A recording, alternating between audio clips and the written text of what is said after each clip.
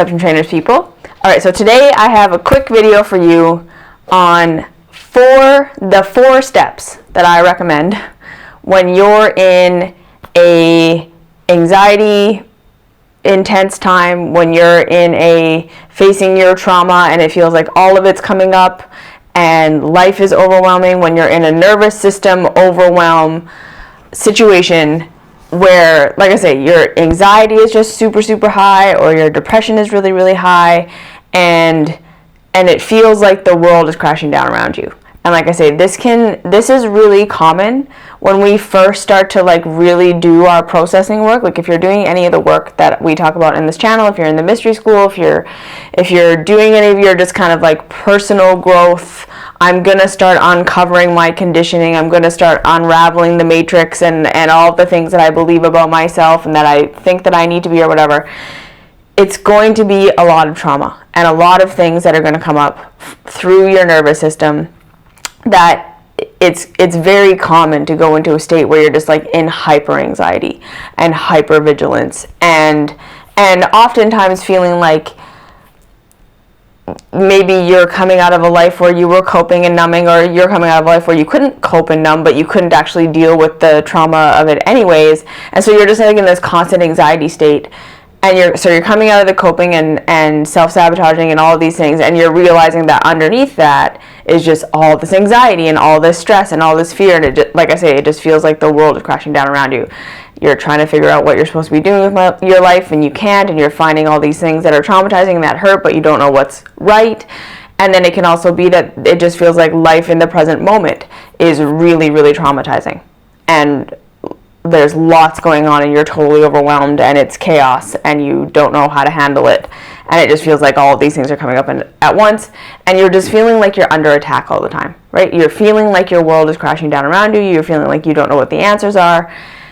These are my 4 steps for when you're in that crazy anxiety place, that intense nervous system anxiety place. And again, I just want to say that like I understand what this is like, because as someone with Asperger's and the heightened sensitivities that I've had my entire life, and then my inability to actually make rest and digest hormones, and the deficiency of feel-good neurotransmitters, I was especially in a state of just like chronic anxiety and chronic seeing all the things that were wrong in my life and feeling all the things that were wrong in my life, but not really having the power to change it, like especially in my childhood.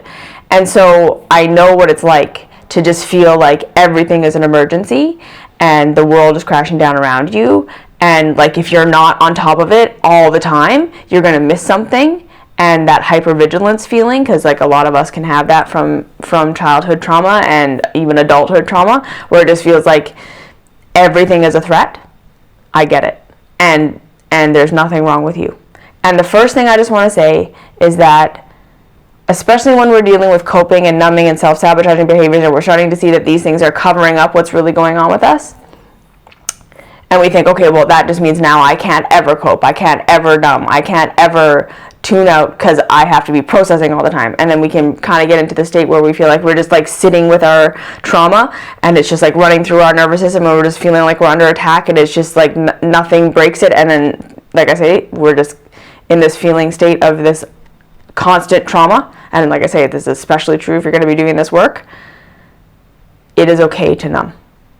It is okay to cope. You're gonna do it, and you have to do it, because it's not healthy. Just like it's not healthy to be numbing all the time, coping all the time, self-sabotaging all the time, and not looking at it, having no awareness practice, having no kind of moving yourself towards, okay, what's really going on here, and what do I need, and how do I fix it? It's not healthy to be on that side. And it's not healthy to say that I'm supposed to always be completely, fully aware of everything that I'm doing and why I'm doing it and what I can do about it and what's wrong and what's happening, and being aware and hypervigilance. That's equally unhealthy and impossible. Your nervous system can't process your whole childhood trauma. Your nervous system can't handle everything that's going on right now. It's going to be little bits at a time. So this is why I want to give you this 4-step, here's how to organize your day when you're in that nervous system overwhelm, when you're processing your stuff and it's coming up and it's a lot and it's intense and your nervous system is frying out. These are the 4 things that I've done for myself that I highly recommend to give a try to see if this works for you. And I'm not saying it's perfect. I'm not saying it's going to work for everyone, but I'm saying give these things a try, see what happens, and these can help you come out of that intense anxiety nervous system state, okay? So first things first is plan processing time in every day. So you have some tools. You're journaling, you're doing your emotional mastery, sitting with your feelings, just learning how to sit with the anxiety, sit with the depression, sit with whatever's coming up, let it run through your body. You're doing your talk therapy with someone, because again, right, if you have access to therapy, I highly recommend it. To have like a safe therapeutic environment is very great. If you don't have that, you have a journal. You're learning how to be your own safe place. You can talk to a camera like this. You're doing your processing work. You're doing your meditations. You're spending time every day just doing a little bit, being with your feelings. Like I say, doing the emotional mastery meditations, the self-love meditations, the getting in touch with your emotions, all of that stuff. Plan time in the day that you know you're going to do that. Okay, this is very important for many reasons. Number one, we do have to do processing, right? If we're not doing it at all, then yes, we're just going to stay stuck in our trauma. So we do need to be processing. And I want you to just schedule something that's reasonable and doable for you every day. So not like I'm going to do 3 hours of journaling a day. You see, if that's not reasonable for you, or I'm going to sit in meditation for an hour, if that gives you more anxiety than it helps with, it's not helpful. Okay?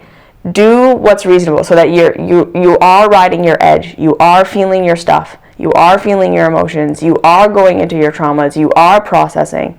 You're doing your therapy. You're doing your talking. You're doing your writing. You're doing your meditating. You're doing your feeling. That's happening. Make that a conscious part of your day that you're going to do that. Okay? Second thing. Make a list of the things that actually need to get done in your day today. Today, not day to day. Your day today. Just today.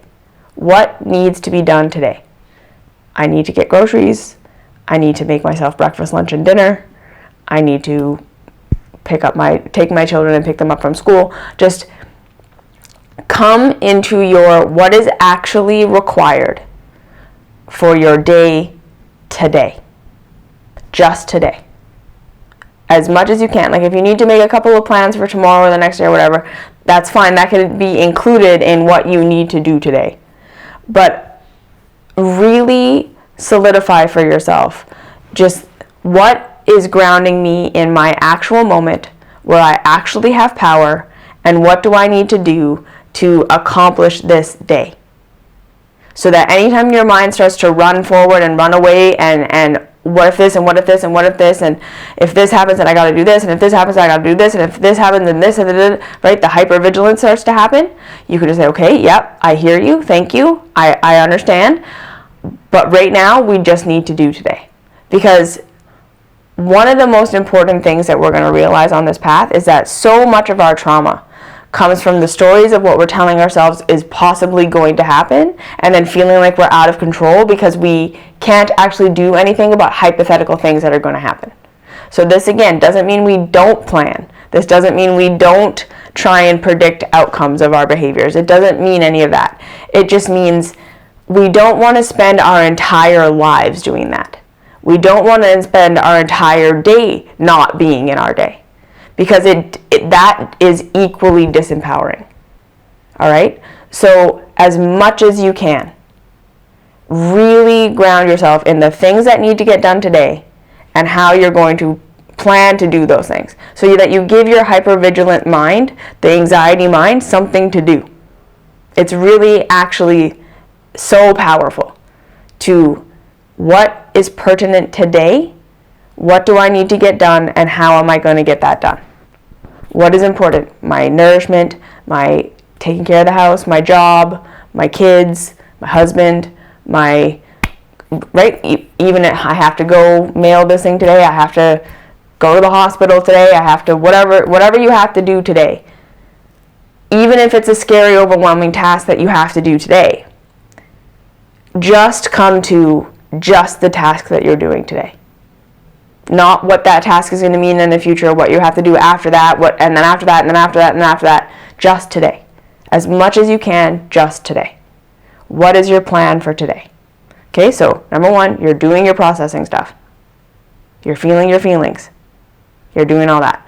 Number two, you're planning your what I need to do today. So even if in that, you need to let yourself write down your list of all the things you're afraid of and all the things that you foresee and perceive you're going to have to do in your future. And I'm going to have to do this and this and this and this and this, and this means this and this means this and this means this. Write it all out. Get it all out. Like, let your mind go there, fully do it, and then say, okay, I see it. I'm not going to forget all that. I'm not going to be ignorant. I promise I'm not going to ignore reality. I'm not going to ignore the things I have to do and the things that might come up. And now I'm just going to focus on what I have power over right now. Okay, you don't have to ignore that part of yourself that wants to freak out and plan and scheme and thinks that if you let go and don't think of every little thing, you're going to die. You can love that part. That part is just trying to protect you. It's hypervigilant. That's okay. Love that part. Let it out. And then say, now, hypervigilant part, can you help me with today? Just what I have to do today. Even if today's stuff is really overwhelming and shitty and I don't want to do it, and I'm scared, okay, back up even more. Then I just have to do this one step, this one step, this one step. How am I going to do today? What am I going to do today? This is my power. What can I do today? And you're going to find that you find some stability in that, something to hold on to. Number 3, orient yourself in the present moment as often as possible. So again, when we're in our hypervigilance, when we're in that anxiety overwhelm, when we're in the trauma overwhelm, we can be being flashed back to traumas in our childhoods and then projecting them out in the future, so not even recognizing that we're being flashed back. It feels like all these horrible, scary things are happening right now, and it absolutely feels completely real. And it feels like all these horrible things are about to happen, and that feels absolutely real, and all your stories of like how your future is ruined and all these things and how I'm never going to figure it out and I don't know what the answer is and all this stuff, it all feels very real. And then if you bring yourself into the actual present moment, so here's how I recommend that you do that. Take a second when you have, 5 minutes, 2 minutes. You can do this while you're cooking. You can do this while you're I wouldn't necessarily recommend doing this while you're driving. Doing this while you're doing like a mundane task where you don't need your full attention on it. So walking somewhere, cleaning, cooking, shopping, any of these things. You can do this multiple times throughout your day when you're just kind of doing the mundane get through the day stuff. You're going to, step 1, open your eyes and look around yourself and mindfully list 5 things you see around you. Okay? Like, this is really important. Like, actually orienting yourself is what they call this. So 5 things you see around you. Then list 4 things you hear. So just 4 things that your ears can pick up. 3 things you physically feel. So you can feel your clothes against your skin, the wind against your face, the air conditioning, whatever is going on around you. 3 things you physically feel. 2 things you smell. And 1 thing you taste, if you can taste anything in your mouth. Okay, so 5 things I see, 4 things I hear, 3 things I feel, 2 things I smell, 1 thing I taste. In the present moment. And then just feel your feet on the ground. Like, really send your mind down to your feet and feel them on the ground.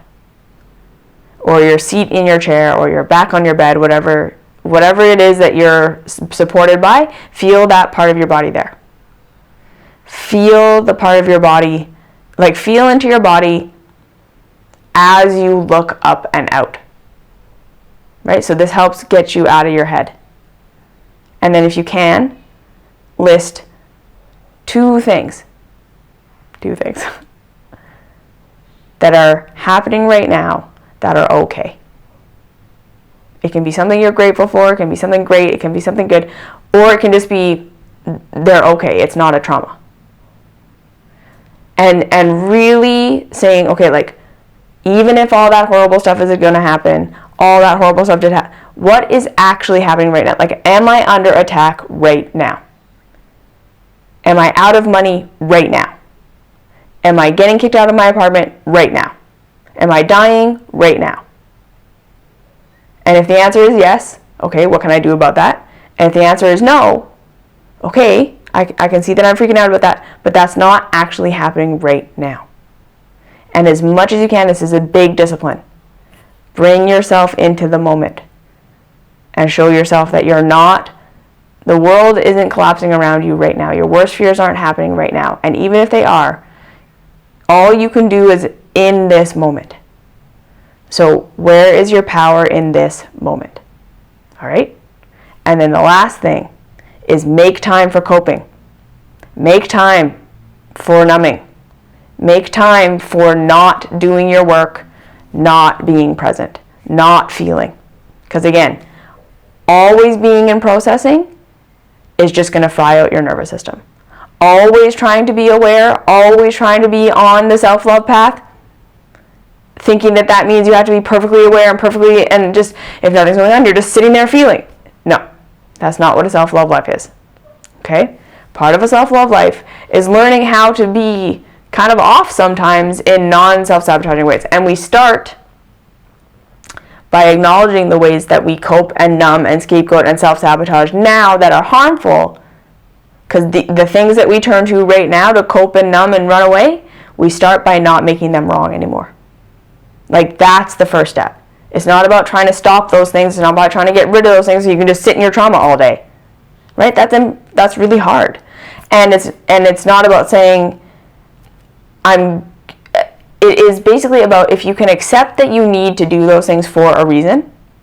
You need to cope, you need to scapegoat, you need to self-sabotage, you need to numb, and even in the most destructive ways, you're doing it for a reason, because your trauma is a lot. Your pain is a lot. Everything that's under that is too much to handle right now. So if you can embrace that, okay, there's not something wrong with me that I'm doing this. This isn't a bad thing about me. This isn't even a thing about me I have to fix. I'm working on it. I promise me that I'm working on it. I'm doing my processing, and then I'm promising myself that I'm taking my power in the moment where I have it. That's what that's the self-love path, right? You're doing your feeling work, you're seeing your stuff, and then you're taking your power in the moment where you have it. So sometimes that's going to mean I need to have the tough conversation. I need to quit the job. I need to do whatever. And the more you can be in your present moment and just embrace that, the more you're actually making steps with the stuff you're processing. The rest of the time, you can just allow yourself to be off and to numb and to cope. And like I say, the safer you make that, the more you will naturally find ways of coping and numbing and turning off that aren't necessarily self-sabotaging, because that just turn more into self-soothing, which is normal and natural and something we're all going to do for all of our lives. Yeah, so watch the Netflix. Eat the food if you need to eat the food. Don't make whatever you're doing wrong. And then, like I say, really intentionally say, it's okay that I'm doing this. I need this right now because I promise I'm going to do my processing tomorrow. I'm going to do my stuff that I can do in the present moment tomorrow. I'm not going to let myself fall into a rabbit hole of completely forgetting everything. I have my routine. So now when I need to just shut off because I've done all that stuff, I've done what I needed to do today, I've done my processing work, I pulled myself into the present moment many, many times. Now I'm just going to let myself relax. Okay? Do these 4 things. Organize your day around these 4 things. Have compassion for yourself in every single moment and what you can and cannot handle. And that is the key to work through this anxiety and the nervous system overdrive. You're going to do your processing. You're going to do what you can do in the present moment, which is dealing with the trauma. You're going to be in the present moment, which is going to help you figure out what you actually need to do right now, what you can do right now, which is going to make you feel more and more empowered, help you get out of your trauma more and more. You're going to embrace your coping and self-sabotage, that you need to do it, that is helping you, and the more you do that, and the more you do all these other things, you'll find more and more healthy ways to soothe, and then that's it, just that over and over. Okay, so I hope this was helpful. There's nothing wrong with you. There's nothing wrong with what you're doing. There's nothing wrong with coping. We all do it. And the more you embrace it and make it safe, the more you're going to find ways of self-soothing that are helpful. Okay? So I hope that's helpful, and you're awesome and you're amazing, and there's nothing wrong with you, and I'll see you